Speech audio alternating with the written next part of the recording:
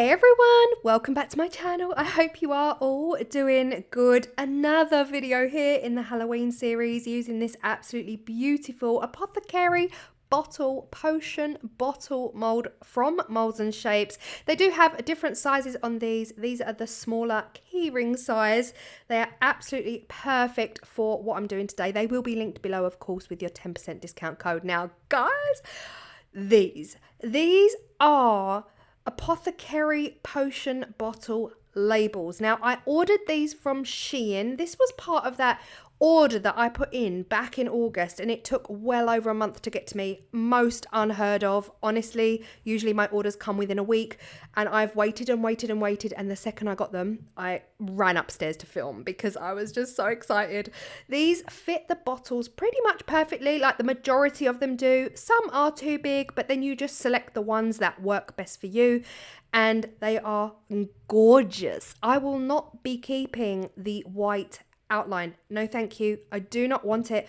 I want these to be murky, dingy, rustic, grungy. I want them to fit, and I want them to work with the color scheme that I have got in mind.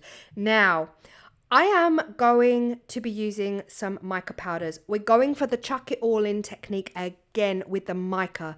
So we're using two different browns and a gorgeous bright copper. The brands are different. So we've got the Astorio brown, we've got the Arteza copper. We've also got another brown from a company who are no longer in service, like a bus, no longer in service. So no point in telling you the brand name of that, but any kind of colours that work best with whatever project you're doing, tie it all together and bring the colours out of the stickers. So again, two different shades of brown and a bright copper for these. And I'm just dumping it in. That's the only way I can describe what I'm doing, really. Just dumping the powder in. Once I've dumped it in, you can see it here. We've got big clustered clumps of powder in areas. But I know that once I have sprayed this with my isopropyl alcohol, it's going to move the powder around. It's going to do what I need it to do to blend colours together. And equally, I don't want the entire bottles covered in powder. I want my background colour to show through, and I want my background colour to merge them, but equally I don't want them fully dusted. Otherwise, you might as well just dust your molds. I didn't want to do that. Now, for my background, you guys can use epoxy resin or whatever you have to hand. I'm going to be using the black polyurethane. I ordered this from MB Fiberglass. I ordered 4 bottles for Halloween. This is my second set of 2, so I have got through this quite a lot this Halloween. Again, this is the polyurethane in black, and it's 2-part A and B, measurable 1:1 by weight. I did make a little bit too much, but just a little bit too much. I did 83 grams of part A and 83 grams of part B, and I did have a mold on the side ready just in case I made too much. So again, this is a super fast, easy to work with.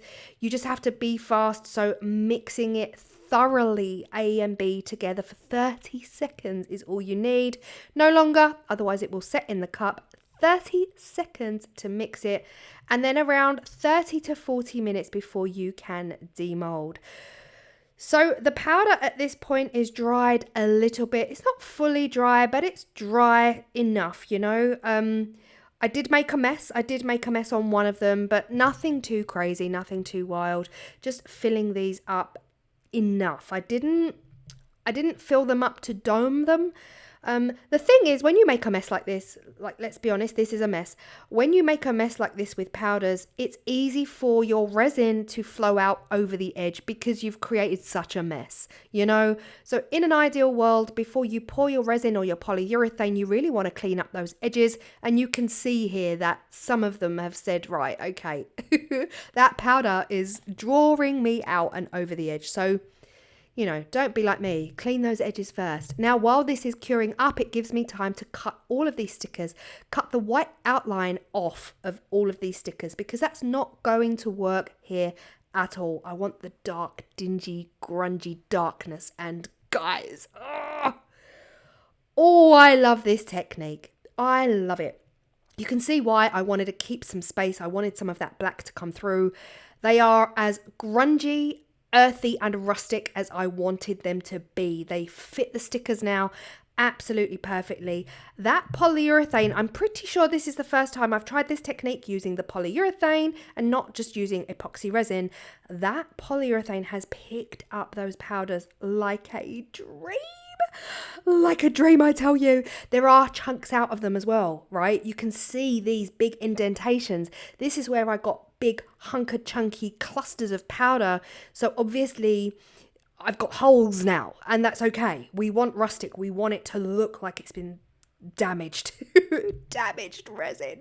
And yeah, I was over the moon. This one here was like super creepy. We've got some crazy patterns in this. We've even got some like skull faces. Can you guys see the faces in this?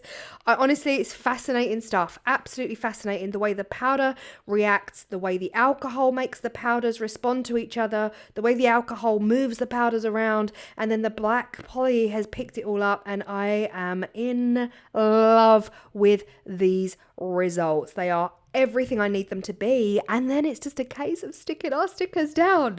It doesn't get much easier than this project. This really is a perfect last minute. If you've got any last minute gift ideas or a last minute makers market selling Halloween wares, this one is absolutely perfect for that. Now again, it's just a case of matching the label to the bottle. Which one fits best, which one doesn't fit, then don't use it. And yeah, that was it. That was the thought process. The only bottle I had a real problem with was the circular one.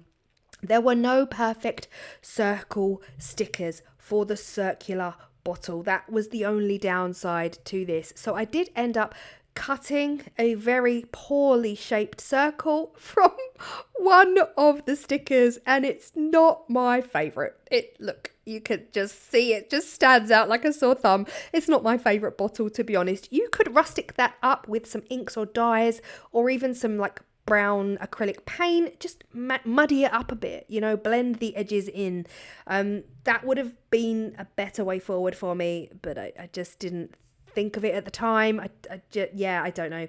But yeah, love that mica powder. Throw it all in is the absolute perfect technique to work with the griminess of these stickers. I was a bit worried because these were papery. It did say on the SHEIN website vinyl stickers, so I just assumed they'd be waterproof, and I assumed they'd be okay to take an epoxy resin top coat. So I was a little bit nervous about it. I was worried that they would just paper and that the epoxy resin would make them all bleed out and make them look blotchy and weird. But yeah, that was just a risk I was willing to take. Now I am going to flood coat these to give them a beautiful rounded nuggety feel. And to do that, I really need to protect the bottoms. You must protect the bottoms on things like this if you do plan on flood coating. If you're planning on top coating, just go really carefully and gently and slowly so that your resin doesn't go over the edge. But if you're planning on flood coating, you absolutely need to protect the bottoms, otherwise the epoxy resin will go down, under and along and destroy the bottoms of your pieces. So here I'm just using my gloved hand and some PVA glue, school glue, and I am putting a ton on the backs of these. You saw a recent video where I used a sponge to put the glue on the back. Don't do that, total waste of time. And so slow. It's so much easier. Just use a glove hand, get it on there, whack it on there. I tend to start in the middle and I just brush it out from the center. It doesn't go over the edges. It acts very similarly to epoxy resin, and it just stays. And it's even more forgiving, actually. Of course, it's more forgiving than epoxy resin. It stays on the top, it doesn't go over, and it's just the perfect protection for your bottom layers. Now this is 24 hours later. That PVA glue has fully dried, and you want to make sure it's fully dried. You'll know it's dried when it's completely see-through. You cannot even see that you've put any glue on your pieces at all. So the backs of these are jet black again, and I am now flood coating. Now I've done this in previous videos. I've got them all resting on those very small little plastic mixing cups on a much larger mold to be able to handle this. I'll have to show you what this creates because it actually creates the most perfect thing for when you're crafting. I've basically got a tray filled with lots of pots that I can put stuff into, so I won't throw this away and I won't remove the cups from this resin. But yeah, this is the result. This is 24 hours later. That flood coat has done a dream of a job. And with all the keyrings on, looking super, super gorgeous. Guys, for the first time ever, I got way ahead of myself in the voiceover. And I'm sitting here voiceover and thinking, wait, where's the footage of me removing that glue, please? Because why is that not in here? And I cannot believe I've edited the whole video and not even noticed that this footage was missing. So we're jumping back a step to show you how I removed all of the glue on the back. Now these are big, fat, juicy resin drips. You can see the damage you would do to the bottoms of your pieces if you did not protect them. And honestly, PVA glue for me is genuinely the way forward. Unless I'm doing a really simple square, then I'll use masking tape. Masking tape has the same protective qualities. It's a lot quicker to lay down and you can top coat straight away. PVA glue is quick to lay down, but then you have to wait 24 hours for it to fully dry. But for me, it's absolutely worth it. It's just so much more of a thorough job. Now, again, a little bit fiddly getting the backs off around those holes, but dream, absolute dream. The edges do need a little bit of a sand. I'll just use a super high grit, like a 1000 grit, to get those edges back to being smooth and not any way sharp. But yeah, using my Cricut weeding tool, which is not designed for this job, but it does a great job. My Cricut weeding tool is actually now too blunt to weed actual vinyl, but it's great for this, like absolutely great. Just dig it in and just rip up that glue. Once you get it in there, you can just peel off the entire thing. But you can see here around that hole was the most fiddly, but the rest just kind of pops off. And once you pop it off, you can just peel it off. And oh my gosh, guys, this is the most satisfying part of the whole process. Now, the one thing I did have to do, and I'm not sure I filmed it, I did have to drill out the holes again because, of course, I'd PVA glued the backs and some of the holes did fill up with that epoxy resin. So I did have to use my jewellery drill, which broke, and I bought a new one. So I have a new jewellery drill now. Feels a bit vicious. It feels a bit like super vicious and strong. But I did have to drill out some of those holes to allow me to add in my keychains at the end. Now, there were a couple of areas where the drips were causing me a bit of lumpy, bumpy problems. So I'm just using my deburring tool here to clean up those edges again. You can sand the edges or use your deburring tool to clean up the edges, but look at these. Oh my gosh, they're just perfect. The top coats came out absolutely perfect. Now, I am going to go through all of these and I'm going to take the backs off. You don't need to watch it. And just like that, with my pour transition, they are all completely done. And now we can go back to them with their keyrings on. I love them so much.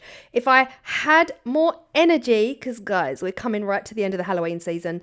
If I had more energy, I would have made like jute twine individual tassels for these. I think they would look absolutely gorgeous. I will at some point add them onto the key rings, but as they are on their own, I love them. I love the fact that the labels worked so well with the mica powder, chucking it in with alcohol spray technique. The colors all work. It's all beautiful, grungy, dark and moody potion bottle key rings. I hope you feel inspired. I hope you love them as much as me, and I will see you all in the next video. Bye.